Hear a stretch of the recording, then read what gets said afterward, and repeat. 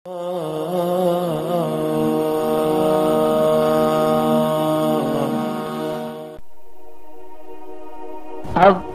نبی جو آتے ہیں وہ دلوں کو زندہ کرنے کے لیے آتے ہیں کہ دل زندہ ہو جائے تاکہ دین پہ چل سکے. دل کے زندہ ہونے کی 3 علامتیں ہیں. دل زندہ ہے یا مردہ ہے اس کی 3 نشانیاں. عبداللہ بن مسعود فرماتے ہیں کہ اطلب قلبک عند 3 مواطن. 3 جگہ پر اپنے دل کا امتحان لو. 3 جگہ پر اپنے دل کا امتحان لو. اور میرے بھائیوں، حشر میں جو فیصلہ ہوگا اس دل کی زندگی اور موت پر ہوگا، یاد رکھیں. فرمایا 3 جگہوں پہ دل کو تلاش کرو. عند سماع القرآن، قرآن کو جب تم سنو، پڑھتے ہوئے سنو یا کسی سے سنو. آدمی قرآن پڑھتا ہے تو سنتا ہے نا، کسی سے سنتا ہے. یہاں دیکھو اپنے دل کو ٹٹولو، قرآن پڑھ رہا ہے، دل لگ رہا ہے یا دل گھبرا رہا ہے. وفی مجالس الذکر، جہاں اللہ کی بات ہو رہی ہو وہاں دل کو دیکھو، دل لگتا ہے یا نہیں لگتا. وفی اوقات الخلوہ، جب تم تنہائی میں ہو تو دیکھو دل اللہ کی محبت میں اور آخرت کی غور و فکر میں چلتا ہے یا دل دنیا کے اور دنیا کے وساوس کا شکار ہوتا ہے.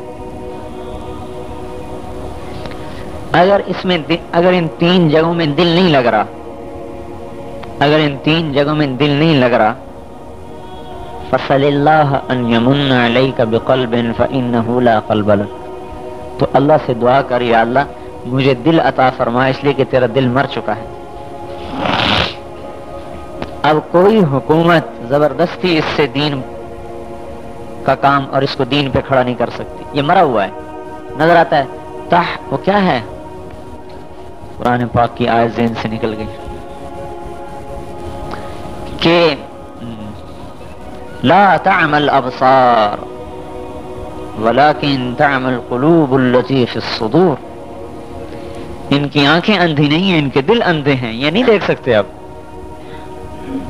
دل اندھا ہو چکا ہے، اب اسے کوئی نہیں دکھا سکتا. جب دل میں نور آئے گا پھر یہ دیکھ سکے گا، ویسے نہیں دیکھ سکتا. اب قرآن پڑھتے ہوئے سوچے بھائی، مجھے یوں خیال آتا ہے کہ اگر میں چائے نہ پیوں تو میرے سر میں درد ہوتا ہے، یعنی چائے کی طلب مجھے محسوس ہوتی ہے. اور اگر قرآن پاک کی تلاوت کسی دن چھوٹ جائے تو کبھی پرواہ نہیں ہوتی کہ آج قرآن پاک نہیں پڑھا. نسوار والا منہ میں نسوار نہ رکھے تو بے چین ہوتا ہے، قرآن نہ پڑھے تو اسے احساس ہی نہیں ہوتا. غلط ہے یا سچ ہے؟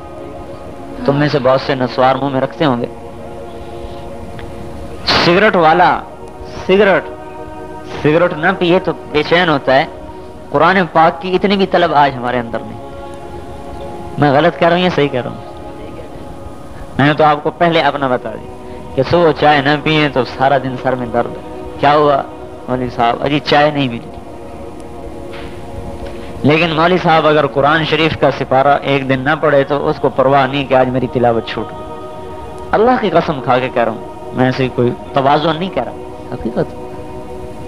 تو مطلب ہوا کہ ہمیں قرآن کی طلب ایک چائے کی پیالی کے برابر بھی نہیں ہے نا.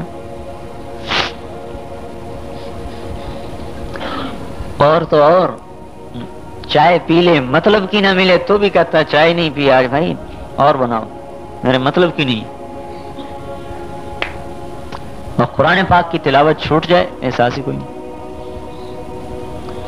تو معلوم ہوا کہ ہمارا دل قرآن میں نہیں لگتا. جن کا دل قرآن میں لگتا تھا، حضرت عثمان رضی اللہ تعالیٰ عنہ وتر کی 1 رکعت میں عشاء کے بعد کھڑے ہوتے، اللہ اکبر، الف لام سے شروع کر کے والناس پہ رکوع کرتے تھے. پورا قرآن 1 رکعت میں پڑھا جا رہا ہے. کیا مطلب؟ دل زندہ ہے. اور ہمیں تو صبح کی نماز پڑھنی مشکل ہوتی ہے بھائی. مولوی صاحب جو ہے نا رکعت لمبی کر دیتا ہے کہ نہیں، مشکل ہو جاتا ہے. خود میرا یہ حال. تو معلوم ہوا کہ ہمارے دل مر چکے ہیں, دل زندہ نہیں. اور حضور صلی اللہ علیہ وسلم نے عبداللہ ابن مسعود سے کہا, عبداللہ مجھے قرآن سناؤ. انہوں نے کہا اقرأ علیک وعلیک انزل, میں آپ کو سناؤں حالانکہ آپ پر تو نازل ہوا ہے. کہ نہیں, میرا جی چاہتا ہے میں قرآن سنوں.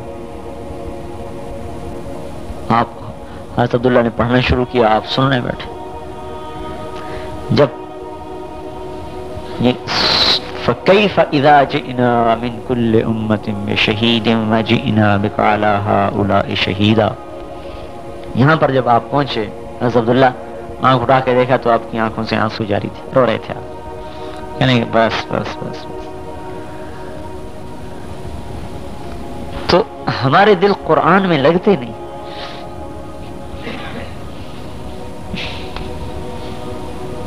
معلوم ہوا کہ دل مر چکا ہے, اسے زندہ کرنے کی ضرورت ہے. کہ چائے کی پیالی جتنی بھی طلب نہیں رہی قرآن پڑھنے کی, حالانکہ یہ اللہ کی کتاب تھی. فی مجالس الذکر, جب اللہ تعالیٰ کی بات چل رہی ہو اور قرآن اور حدیث کی بات چل رہی ہو, اس وقت اس مجلس میں بیٹھ کر تیرا دل لگتا ہے یا گھبراتا ہے؟ اگر دل گھبراتا ہے اور ذرا سی مجلس لمبی ہوئی تو پریشان ہوتا ہے, تو معلوم ہوا کہ دل مرا ہوا ہے, زندہ نہیں ہے. ایک ہمارا ساتھی کہہ رہا تھا تو رات 12 بجے تک دکان کھلی رہتی. معلوم ہوا کہ دل دنیا کے لیے تو زندہ ہے, آخرت کے لیے مر چکا ہے. اب اس مردہ دل سے کچھ نہیں ہو. دکان پہ 12 گھنٹے بیٹھنا آسان, اور مسجد میں آ کے اللہ پاک کے نبی کی بات کو سننا 15 منٹ مشکل. کیوں؟ دل زندہ نہیں. حدیث کی کتاب ہم پڑھتے ہیں, تعلیم, بزرگ کہہ رہے ہیں آدھا گھنٹہ ہر مسجد میں کتاب پڑھو. ہر جگہ یہ شکایت آ رہی کہ جی لوگ نہیں بیٹھتے, کیا کریں, آدھا گھنٹہ کیسے پڑھیں, لوگ ہی نہیں بیٹھتے. معلوم ہوا کہ دل مر چکا ہے. 12 گھنٹے دکان پہ بیٹھ سکتا ہے, آدھا گھنٹہ حضور کی بات نہیں سن سکتا. نبی کی بات, کیونکہ جب حدیث پڑھی جا رہی ہو تو گویا کہ حضور تم میں بیٹھے بات کر رہے ہیں, گویا کہ حضور صلی اللہ علیہ وسلم تم میں بات کر رہے ہیں. لیکن ہمارے دل مر چکے ہیں, طلب ہی نہیں رہی. امام ابو حنیفہ, امام مالک رحمۃ اللہ علیہ ایک حدیث پر بات کرنے لگے. عشاء کی نماز پڑھی, سردیوں کی رات, نماز پڑھ کے مسجد سے باہر آئے, دروازے پہ کھڑے ہو گئے. امام مالک نے ایک حدیث پڑھی, امام ابو حنیفہ نے ساتھ پڑھی. اب حدیث پر تبادلہ خیالات شروع ہو گیا. دروازے پر کھڑے ہوئے, وہیں پر باتیں ہوتی رہی یہاں تک کہ صبح کی اذان ہو. معلوم کیا معلوم ہے؟ دل زندہ ہے, دل زندہ ہے. ہم اپنی مسجدوں میں یہ 3 چلے لگائے ہوئے, ہاں ان کی بات کر رہا ہوں, یہ تعلیم میں نہیں بیٹھتے کہ دل مر چکا ہے, دل زندہ نہیں ہے.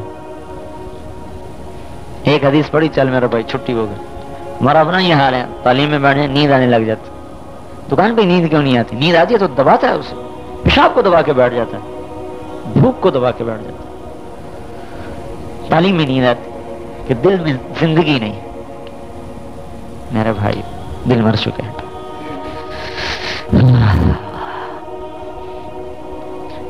ایک حدیث کے لیے ہزاروں میل کا سفر کیا صحابہ اور تابعین, ایک حدیث کے لیے. اور بتاؤں, ایک آدمی آیا ایک محدث کے پاس کہ حضور مجھے فلاں حدیث چاہیے, آپ سنا دیجیے. حدیث سنی ہوئی ہے, یہ نہیں کہ حدیث معلوم نہیں, حدیث سنی ہے لیکن اس سے سننا چاہتا ہے جس نے براہ راست تابعی سے سنی ہے, اور اس نے حضور سے, صحابہ سے, اس نے حضور سے سنی. یہ طلب ہے کہ میں اس منہ سے سنوں جس منہ نے تابعی سے سنا. یہ ہے, لیکن حدیث معلوم ہے, صرف اس سے سننا چاہتے ہیں. ان کا بھائی میں تو مفت میں نہیں دیا کرتا, حدیث صرف ایک ہے, اور بڑی زبردست حدیث, اس لیے ہم بھی آپ کو مفت میں نہیں سناتے. ہاں, اس نے کہا جی پھر کیا قیمت ہے؟ ان کا 1 سال روزے رکھو پھر سناؤں گا, 1 سال روزے رکھو پھر سناؤں گا. نہیں, بہت اچھا. وہیں بیٹھ 1 سال پورے روزے رکھے, پھر آئے گی اب تو سنا دو، ساری حدیث سنائے، دل زندہ ہے۔ ہمیں آدھا گھنٹہ تعلیم میں نہیں بیٹھا جاتا، وہ ایک سال ایک حدیث کی خاطر 1 سال روزے رکھتا ہے۔ فی اوقات الخلوہ، تنہائی میں، اکیلے میں اللہ کو چلتا ہے، مخلوق کو چلتا ہے، دل میں کیا منصوبے اترتے ہیں۔